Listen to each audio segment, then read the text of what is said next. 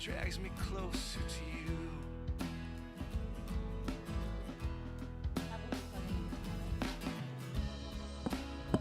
I wanna be a somebody.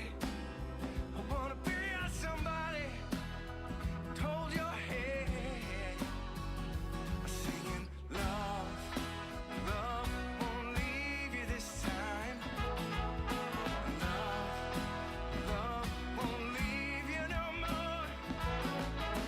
Love, love won't leave you this time. All right, we are live now. What's up, Ben? How's it going? Hey, Allison. I am Allison Emm with Wisconsin Music Ventures. We are here live at the premiere in Green Bay, and we would just like to say good morning. And hey, this is Ben Harold here with me for today's Artist Connect. And the first thing I've been starting off with at each of these so far, and I'm going to start off with it today since we are in Green Bay. I didn't tell you about this, but are you a sports fan, Ben? No. It's not okay. Really. I'm going to ask you this anyways. I know. But really. We are still on Aaron Rodgers' watch. Can you believe it? This is the third one we've done, and each time we still don't know if Aaron Rodgers is coming back. Is this a thing that's happening on these? Yeah. You're watching to see if he's coming back. I mean, we are in Green Bay. You Come might as on. well. You gotta talk intriguing. about it. It's Do you intriguing. think he's gonna come back? We still don't know.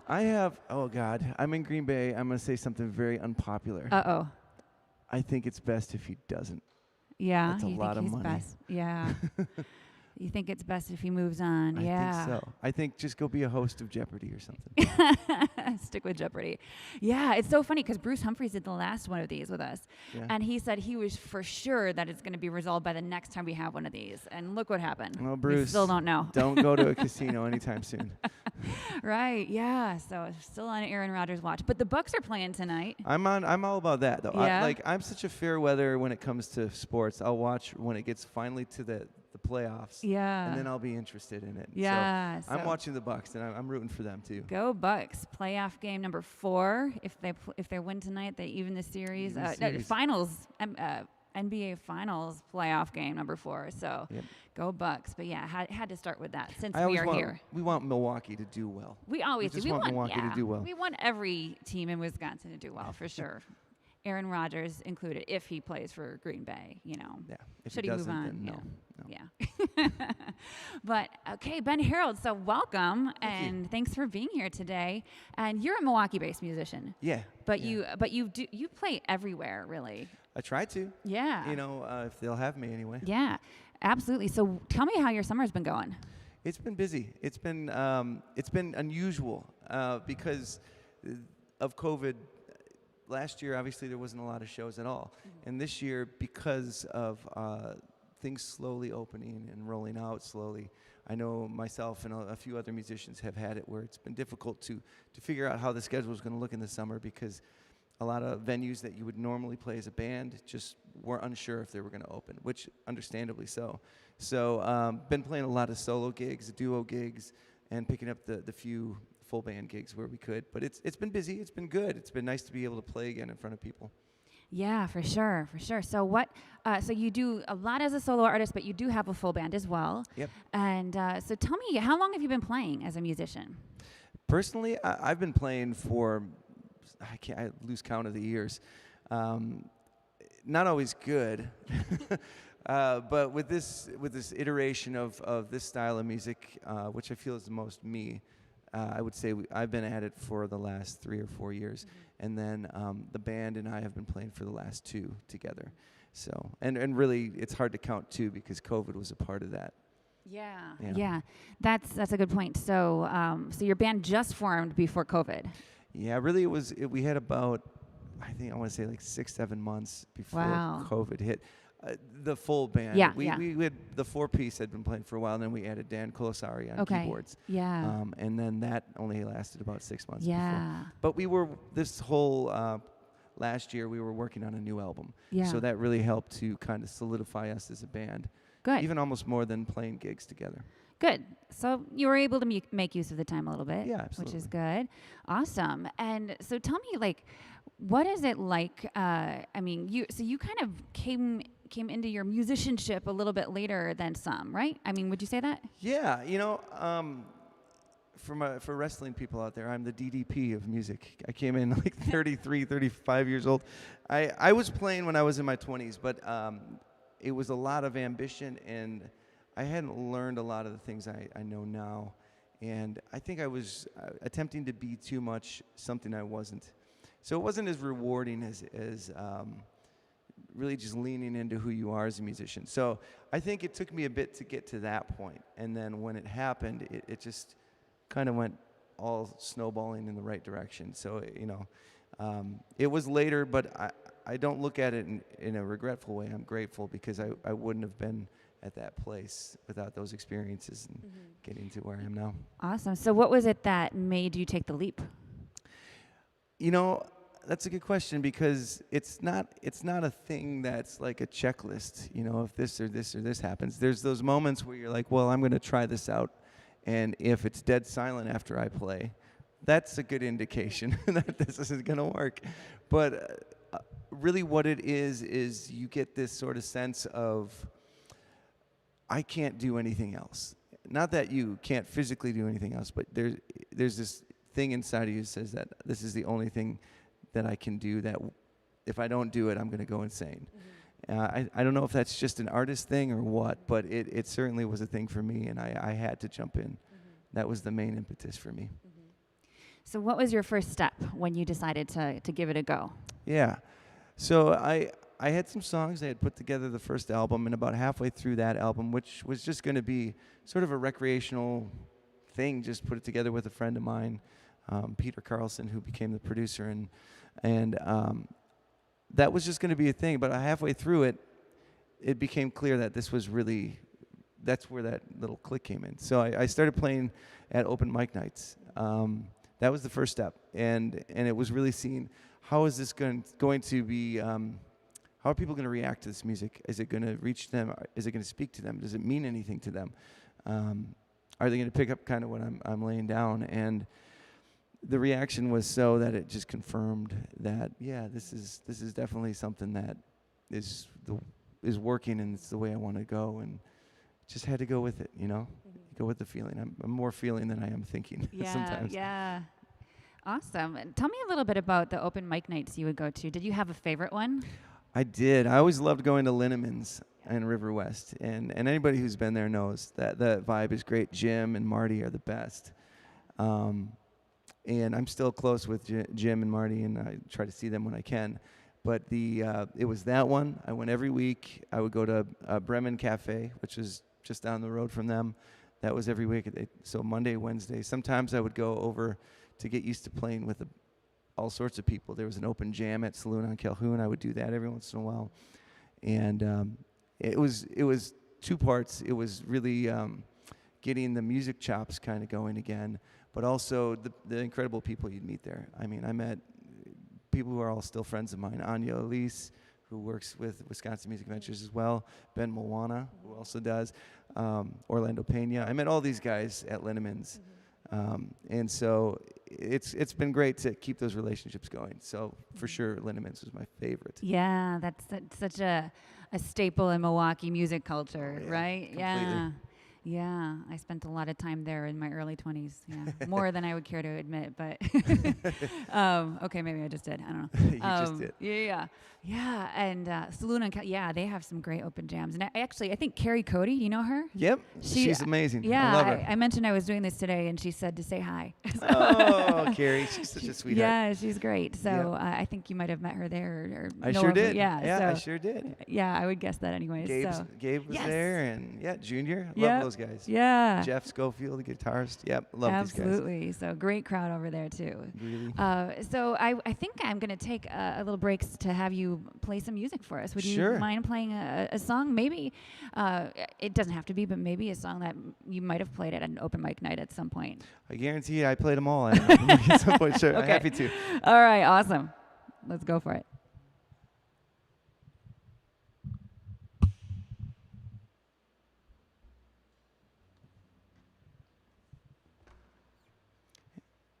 All right, we're getting there.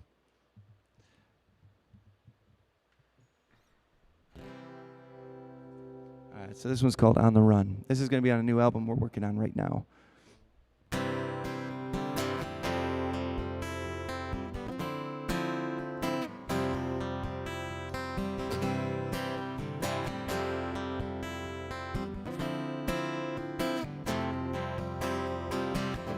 Don't go looking to me to tell where she's going. And she said she was free. Who am I to know this? She was on the run. She was on the run. She was on the run. She was on the run.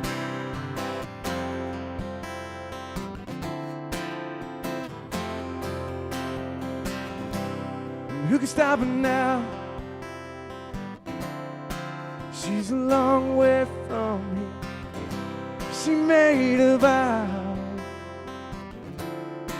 reconciling those years. She was on the run. She was on the run. She was on the run. She was on the run. And there's no stopping what's resolved. And there's no silence in her call. Oh, just let her leave. Just let her leave. Let her leave. She'll be free.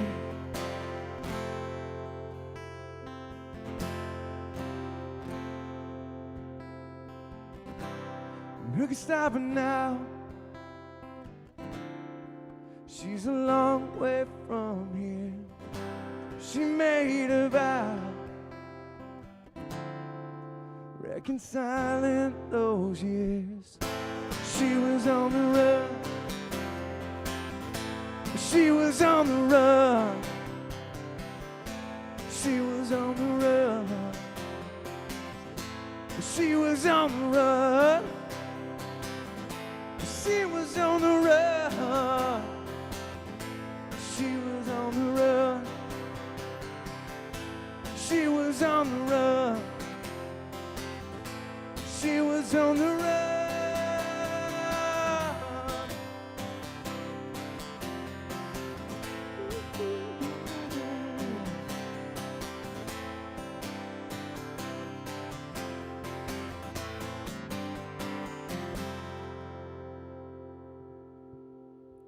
Very nice.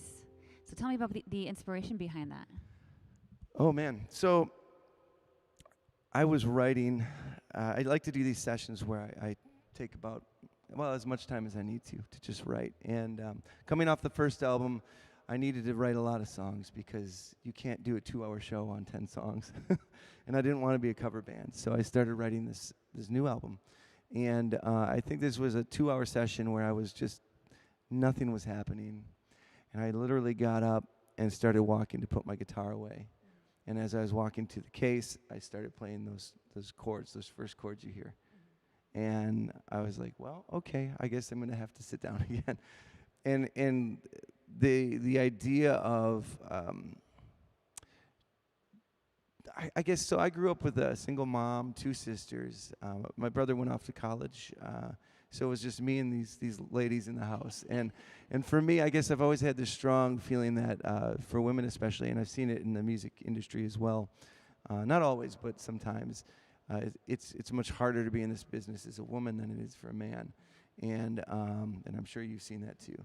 And so for me, it was this idea of like, what do I want to say to just myself? What is it my opinion about, and not just the industry, but in women in general? And my strong feeling is that it's who am I to say what anyone can do, and who am I to say what a woman can do and can't do, and get out of the way. And it was just this idea of,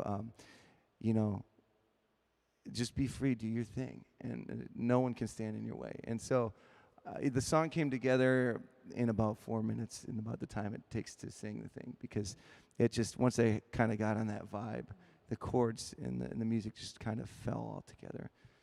A little bit of a practice of letting the song be what the song's going to be. And even if you doubt any part of it, when you ultimately come around to it, it becomes a better song, because you're being honest to the song. Nice. So that one came together pretty quickly, it sounds. How long does the average song take to write for you? I mean, if you were to average it out, it sometimes it takes weeks, months. You know, you don't even know. It's every song's its own thing. I wrote another one for a friend who had told me a really heartbreaking story about his family, and it spanned from him being 6 to about 36, so 30 years. And to write a song like that, I wrote 4 and wound up throwing 3 away because it just didn't feel right. And so it's just this process. And sometimes you get writer's block and you have to work through it. But the ultimate reward with that is that you realize that you can write when it's easy, and then you can write when it's not easy. And the song still comes out really well. It's great practice, a great exercise. For sure, for sure. And why is it important to you to be an original artist as opposed to a cover band? I just think it's that need to say something that I need to say, or it's just maybe it's that need for attention. I don't know. Like there's just this longing inside of you. It's a bit of philosophical. It's a bit soapboxy, I'm sure. There's always been that sort of vein that runs through the blood of I think most artists. I mean, you think about your Dylans and your Springsteens and your Pettys, and they're all singing things, or Joni. You know, they're singing about things that are just so. When they're writing them, they don't think about it, but later on, in retrospect, you see how, to even the culture, how powerful those messages are. And I feel like that's an obligation that I have to be responsible to. And maybe I'm wrong, but that's how it feels. Yeah, but it is probably a lot tougher to be an original musician, right? I mean, practice-wise, yeah. Yes. Yeah, but you know, I would say it's more rewarding. It's more rewarding ultimately. I do enjoy just playing songs that I love, because who doesn't like that, you know? But and people that you've looked up to your whole life and wanted to sing like or play like. But for sure, yeah, much more rewarding playing original music. It's worth the effort. Yeah, absolutely. What are some of your favorite topics to write about? I started out very early on when I was writing, and in the first album you can hear it's much more retrospective, which I think was reflective of where I was at the time. I was going through a lot, and with the new album I really wanted to be more narrative driven. And so I don't necessarily think about topics per se. I just kind of try to challenge myself in my writing. And whatever might be, like with the song I just played, whatever might just come to me while I'm playing the song is really what I go with. It's not so much a topic that I'm thinking about. It's just a feeling. You know, it could be the events that are going on around you in the world or in your life. But whatever that is onto you, you have to stay honest to it, and you just have to write about it and sing it out. And some of that stuff you keep for yourself, and other stuff you present it to the world, and you say, here it is.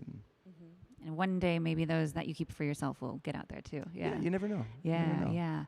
And you said that the new album is narrative driven. Yeah. Does that mean that that it's intended to be listened to all the way through? Yeah, okay, that's a really interesting point, because we've had this discussion in our process of recording it, because today everything's so single-based, you know, and it's tough because as an artist you want to tell the whole story, beginning, middle, end, and so I always have that little heart of me that's like, it's got to be a vinyl, because I gotta listen to the whole story, and I love that idea of how albums were put together back in you know, in the 60s and 70s, and they just had this sort of theme from the beginning to the end. And that dictated a lot about what songs we put on the album. So my heart is in putting an album together as a full story, and that is how we put this album together. But I also wanted to write these songs to play, and it wasn't like I wasn't trying to be, you know, like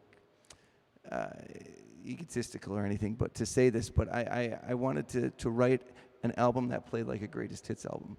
I wanted each song to be a great song, so that if you did listen to it on its own, it sounded good. And I feel like we really hit the right balance with this one. I would still say my preferred method for this is to hear it all the way through. I think people are going to really like it. It's an outstanding album. I'm really happy with it. Nice. What's the name of it? It's going to be called These Days. And that's because it was written really during a really difficult time. Not just COVID, but we're talking about all the stuff that was happening over the last year and a half, 2 years. And we tried to touch on every little aspect of that. Not exactly like specifically, but like you can feel the whole breadth of that emotion from song 1 to song 10. Yeah, very nice. And I'm sure a lot of current events from the last couple of years have gotten tied into that. Would you say? Yeah, sometimes unintentionally. You know, obviously you're just writing songs, but like I said, if you're always attuned, your antennas are always up to what's going on around you, and that can reflect itself back into the music. So whether you're planning on it or not, it kind of always comes out. Yeah, and I give you a lot of credit for doing more of a story with your album, because I think, like you said, a lot of people are very single-driven right now.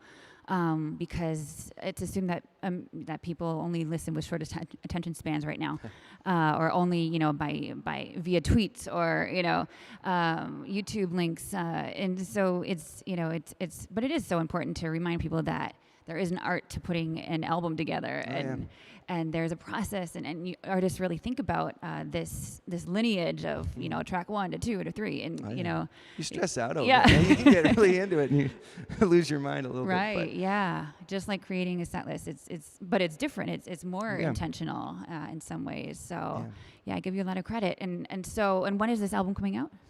Well, we don't have a set date yet, but we're looking somewhere around middle to late fall, possibly early winter. Our plan is to get it out this year, but our real big plan, really what matters more, is because it's such a new world, we want to learn how to market this well. And I know you guys actually put on a lot about that stuff too, with your monthly meetings that you have with different artists and people in the business. So some of that stuff we're taking in, and my producer, who's also our drummer, has been researching a lot of this stuff. So our main goal is to not just put out a great album, but make sure it gets into people's hands. Yeah, I think that's really, really smart. And and to jump off of that, I think every artist should just like put a lot of planning into their album release, and it sounds like you are, because some people, I've had a couple people come to me saying, hey, my album's coming out next week, what should I do? And I'm like, you only have a week? That's not now is not well. the time to think about it. I mean, I get it. I'm like, as the artist, I want to push it. I want to get it out. I want to have it out there. But like, to have the people in your corner that are saying, no, you know what, this is going to be good. Do you want it to just be good, or do you want us to actually have people hear it?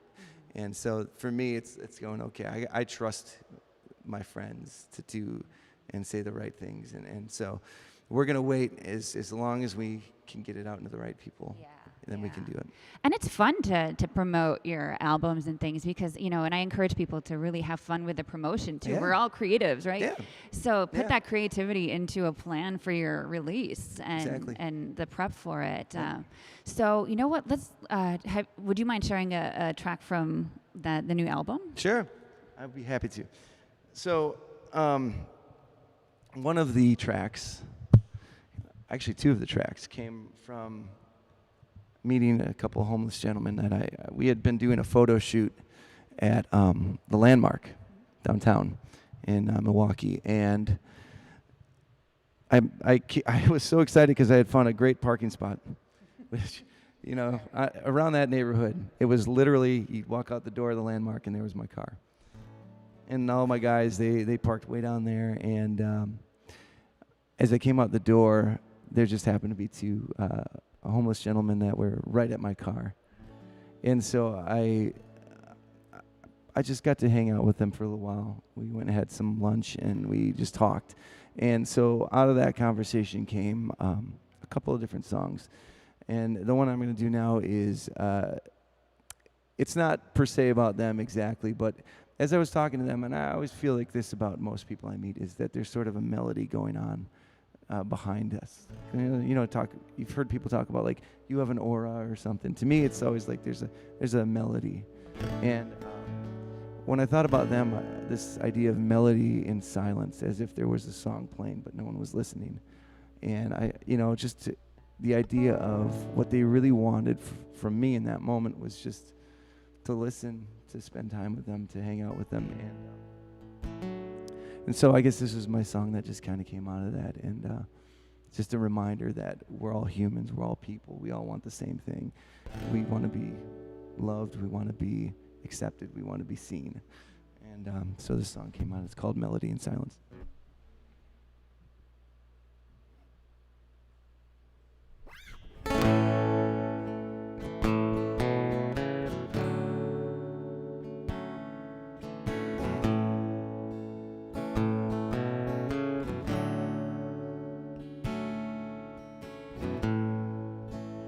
Melody in silence makes her way.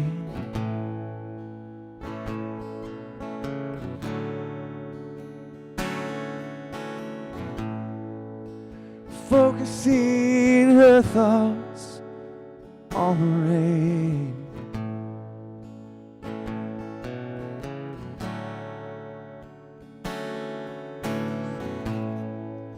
And the buses pass on by, taking people back home.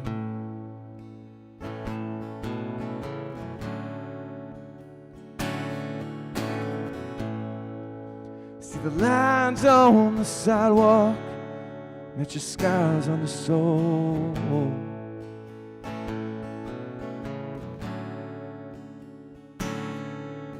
To someone looked her in the eye, and she heard love. She heard love. She heard love all around her.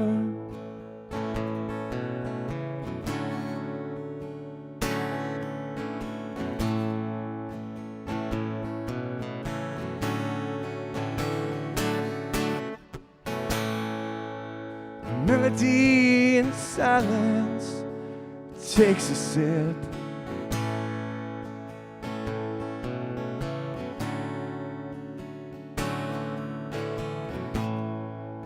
Reminding her of all those long past summer trips.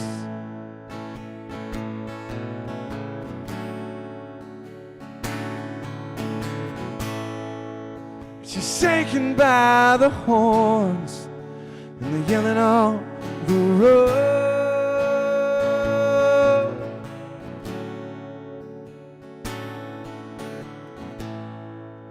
Shaken from loneliness and the cold.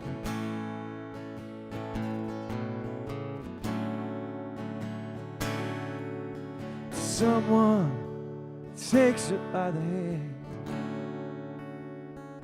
and she heard love. She heard love. She heard love all around her. All around her. All around her.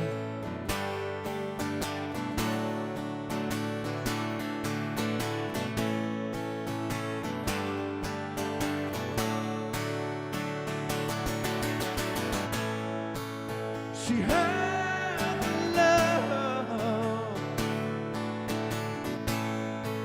She heard love. She heard love. Oh.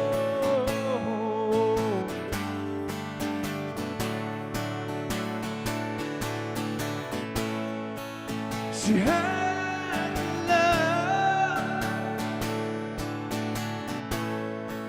She heard love.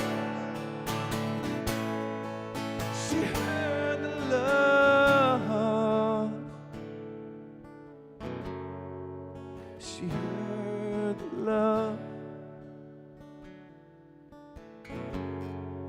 she heard the love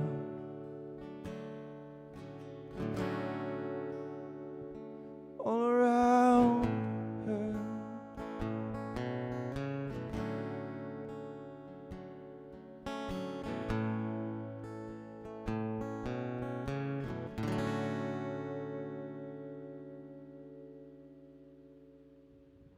All right, very nice, Ben Harold. And the name of that again? Is Melody in Silence. Oh. Thank you, guys. All right, some applause from our tech staff here. Thanks, guys. And so again, the inspiration behind that was the homeless folks that you had come across. Is that what you were saying? Yeah, just it came from those two gentlemen I got to speak with, and I don't know.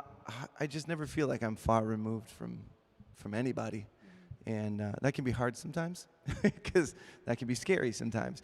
Not in their case, but there's some people you come across that aren't so wonderful. You think I'm not that far from anybody, and I guess in a way, it feels like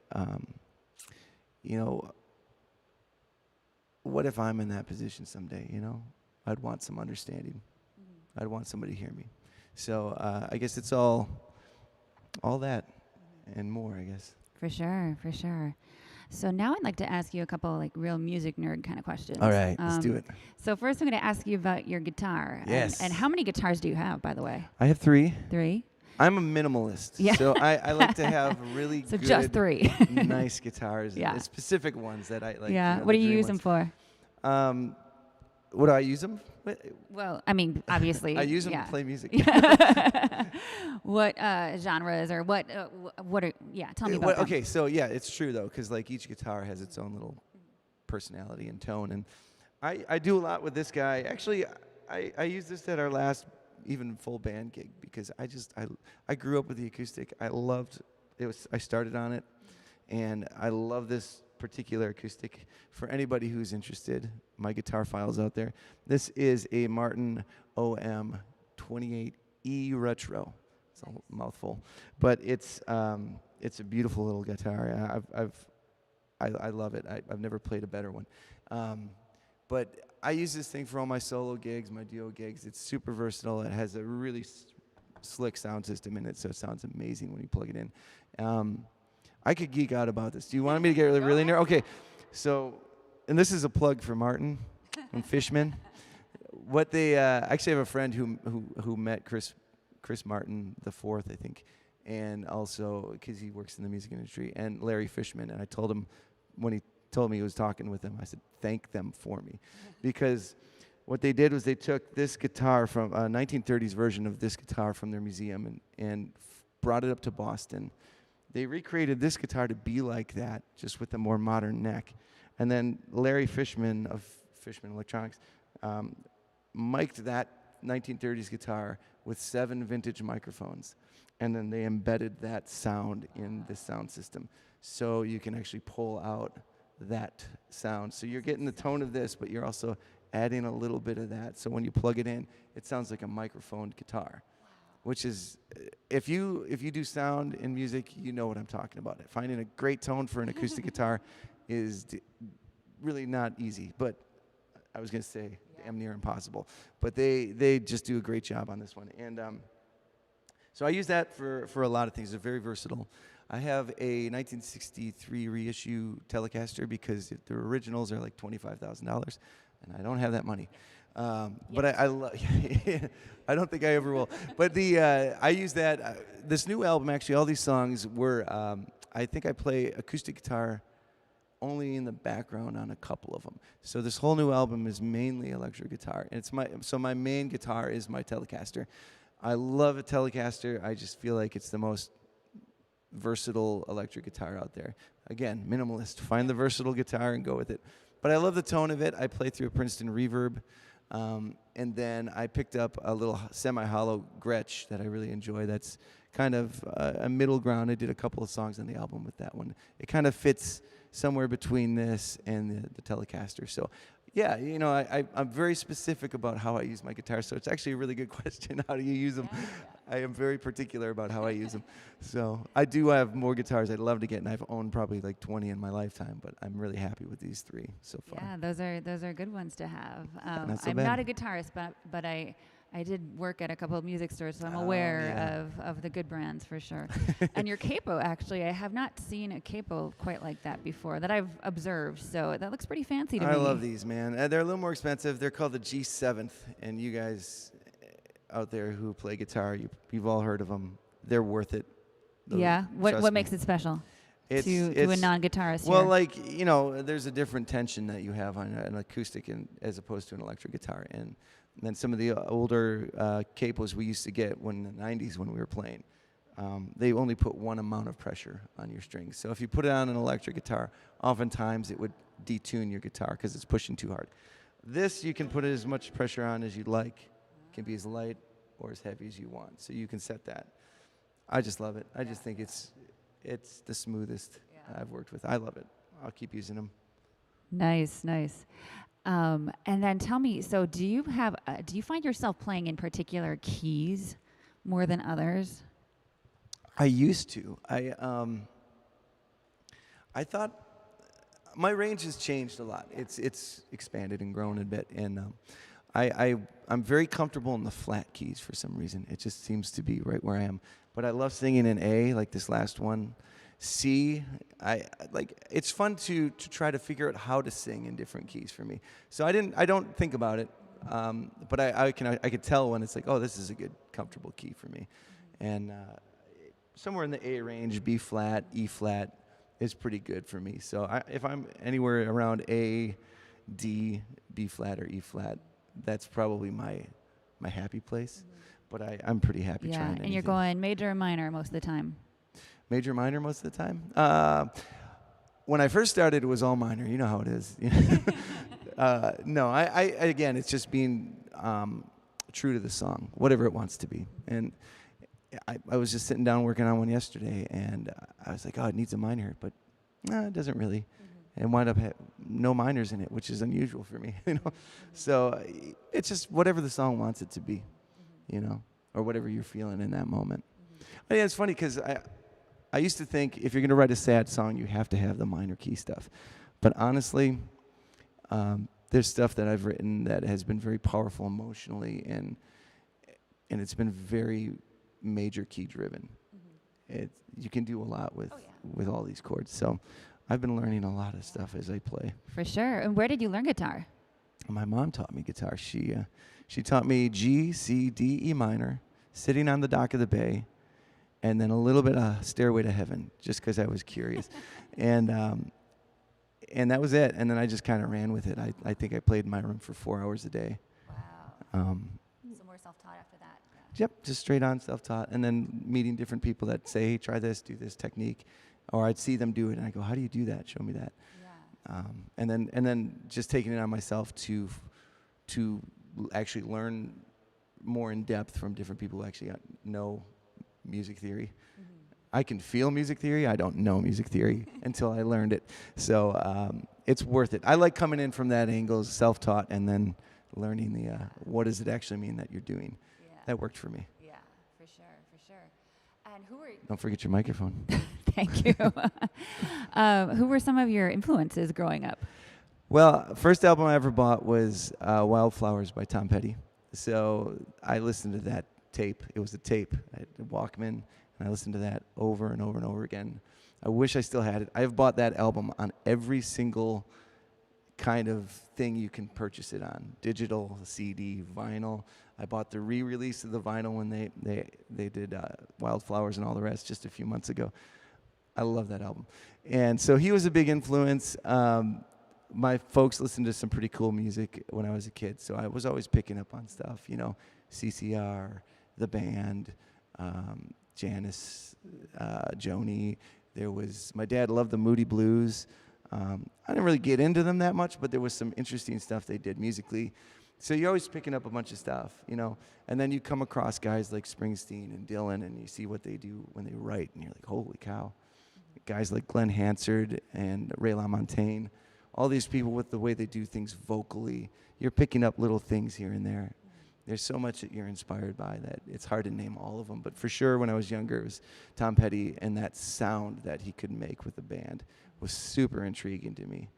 Yeah, it probably influenced the makeup of this current band, which is bass, electric, me on electric / acoustic, drummer, and keyboards. Yeah, just to get that tone. Good to know. Yeah, so Tom Petty for sure. And then if you were able to get tickets right now to anyone currently playing out, who would you get tickets to see? Ooh, I might have a chance to. I'd love to see the Black Crowes. They're playing in Milwaukee not too long from now, so there's an opportunity. It's not the original group though, so that puts that little. And then Jason Isbell and the 400 Unit is a fantastic band. I just want to see good bands, you know what I mean? So it's seeing good rock bands that are just putting it all out there, you know. I enjoy going to any show really, but like if it's a good band, oh man, I'm into it completely. Do you enjoy being a band leader? I do. I really like it. This is kind of fun and new for me in a sense because I've had bands I've been a part of, but it's never been mine. And when I first started, like the first album is just Ben Harold. But when I brought in this band, we had stayed just my name. And after a while, I'm like, guys, you guys need a name. Not just because I need something to introduce you, because I'm like, hey, I'm Ben Harold, and this is guys. But just the fact that they're so good. And they've made these songs something that they wouldn't have been otherwise. In fact, 2 or 3 of them on this album alone were because the bass player came up with a line, or my guitarist Ken came up with an idea. Carl's our bass player. Joe, our drummer, was like, just try this. So all these songs are so influenced by them that really, by calling them Ben Harold and the Rising, it was saying we're a one-band thing. We are one unit. There's no backup musicians for us. We are the band. My guys are not just hired guns. You know, we're in it 100% together because we're all invested in it. So, yeah, for me, this is a new experience being a band leader, but I love it because I love the people I get to play with. They're friends. We share things with each other that are deeply personal just because that's who we are. We're friends, first and foremost. So being a band leader of that makes it a lot easier, and I do enjoy it quite a bit. Awesome. And let's find one more song to play. What do you think? I'm Your happy choice. to do it. Oh, dealer's choice. All right, well, I think what I'll do then is the song that we're going to use as our single, at least that's the current plan, to use this song as our single. This song is called Just a Ghost. Little backstory here. The song's inspiration is when I was first first challenging myself to write narratively. This was the first song that came out. And it really wasn't, I wasn't planning on using it at all. I just wanted the exercise. It was just this idea of what was the first thing I could think of to write about, to tell a story. And the first thing I could think of was my own experience watching my mom, who's a single mother of 4, raising 4 kids on her own. And she was a phenomenal guitarist as well. And she could sing, and she used to play. And so she kind of gave all that up so she could make sure that we had a good life. And now I'm doing this thing. And it's not the end of the story, because she's getting back into music again. But for a little brief moment there, she became sort of a ghost of who she was so that we could have a good life. And so this song is kind of for those people. Again, it's not the end of the story, but I think it's important to focus on one moment because there's so many people that are going through similar things. So this song's called Just a Ghost. You heard a little bit of it right before this all started, I believe. There's an acoustic version on our website, benharoldmusic.com, that people can pick up. But it will be on the new album with the full band.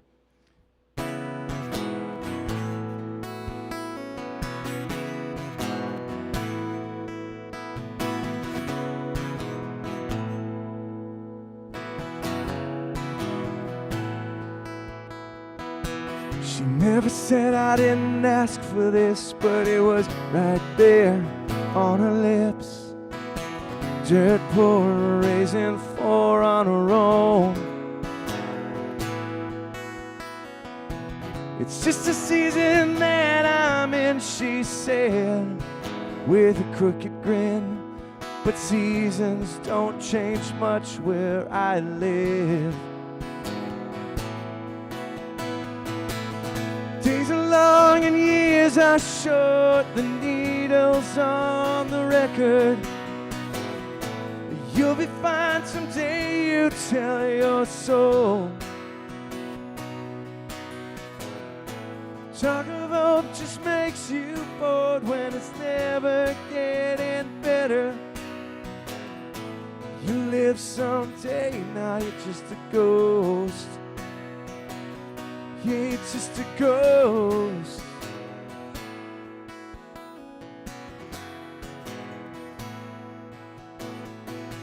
I'm not fooling anyone, I guess just trying to do my very best. She made a point with a half-hearted laugh. And maybe things could change real soon, and she'd be swirling around a quiet room. But that may never be what she gets. Days are long and years are short, the needle's on the record. You'll be fine someday, you tell your soul. Talk of hope just makes you bored when it's never getting better. You live someday, now you're just a ghost. Yeah, you're just a ghost. Oh,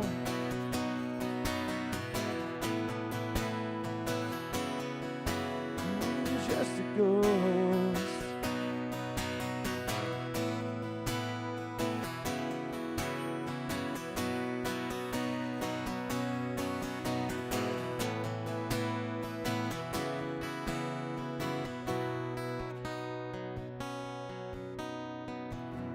Days are long and years are short, the needle's on the record.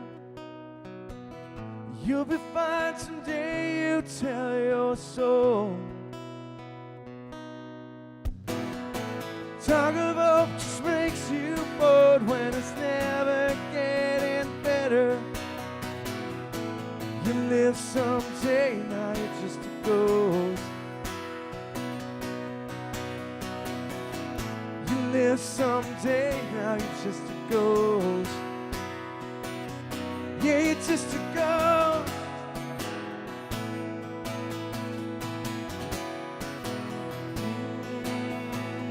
Just a ghost.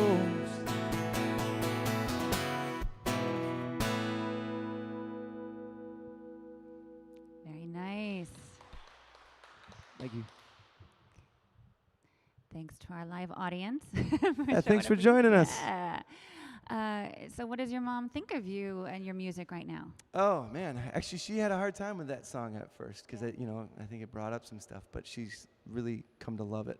And I don't know, I think she's well, I know she's really happy with it and proud of, and I know she loves it. So, that whole live vicariously through your kids thing too. So, no, she I think if she could have had a different life, she'd have wanted to try to do this too. So, I think there's a little bit of that, and I'm proud of her too. I'd love to see her too jump out and play some music. Yeah, and you said she's starting to get back into it? A little bit, yeah. She's looking at the guitars that she's like, she's like me. You got to find the right guitar and go with it first, and then that'll make her kind of cross that line.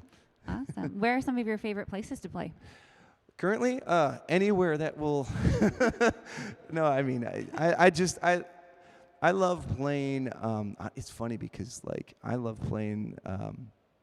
I still love playing those places like Linneman's and just the vibe. Any place that has a great vibe, I love playing at distilleries just because I think there's this great movement in distilleries where they're putting in music halls. And I love any place where you can play that is there, you're there for the music. So wherever there's an emphasis on music, those are my favorite places to go. And, you know, for us, our mentality is always what's the next big stage too. So we're always looking to be where anyone can hear us, wherever it is that they're there for the music. We want to show them our music because we know they're going to like it. Yeah, for sure. And I think I can speak for myself and probably others too. It's one thing to play for ambiance, but it's another to be there as the show, as you know. And that's the part of music is that engagement. Right. There's a reciprocation. I know one of my favorite things was always to get the guys in the back of the like Bremen Cafe who are talking really loud. What can I do in this song to make them all of a sudden be quiet and listen? Mm-hmm. And that to me is so much fun when you hear them just kind of like, oh, they're into it all of a sudden. They're engaged with you. So I miss the reciprocation. I love that. You know, any place that has that, I'm playing it. Are there little tricks that you do in your live shows to try and get the crowd more involved? It's kind of funny because it's a little bit like with toddlers. If you whisper, they listen. So I often like to just bring it down really quietly, and what you find is people kind of lean in a little bit.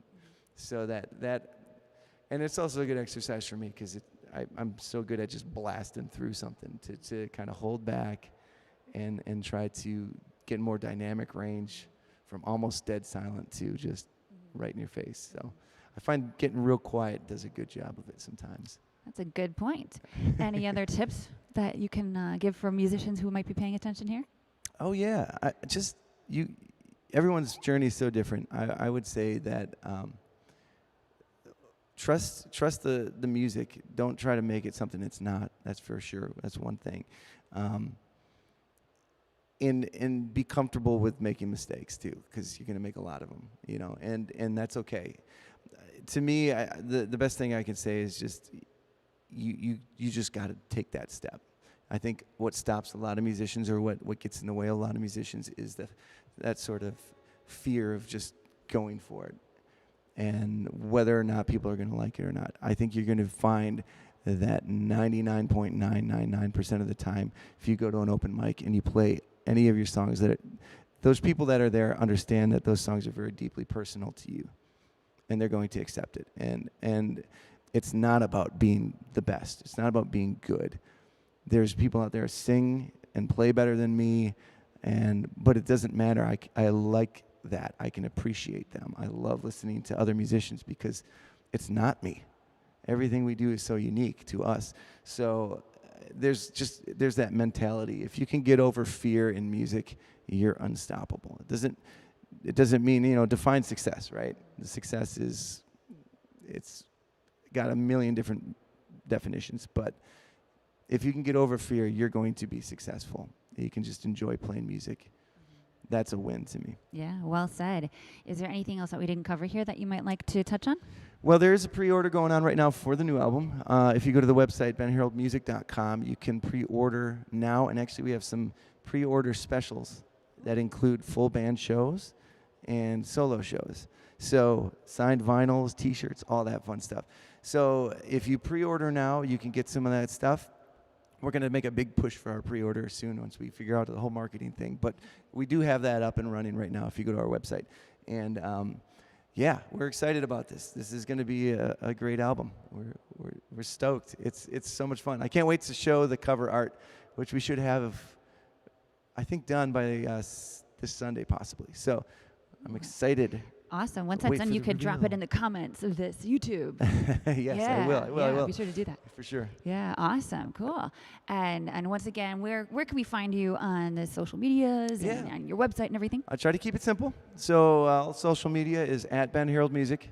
And then you can find us on Spotify. You can find us on Apple iTunes, all that fun stuff. And then Ben Harold Music is your hub. You can get us there. We got our YouTube page through that, Facebook, all that stuff. All the links are in there. But I think on YouTube we're just Ben Harold. So. All right, sweet. Ben Harold, thank you so much for joining us today. It was a Great pleasure. to see Thanks, you. Allison. Yeah. All right, we'll see you all next time.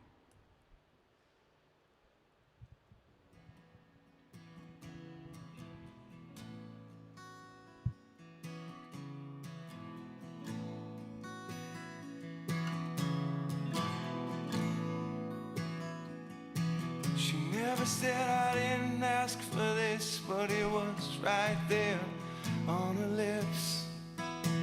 Dirt poor and raising four on her own.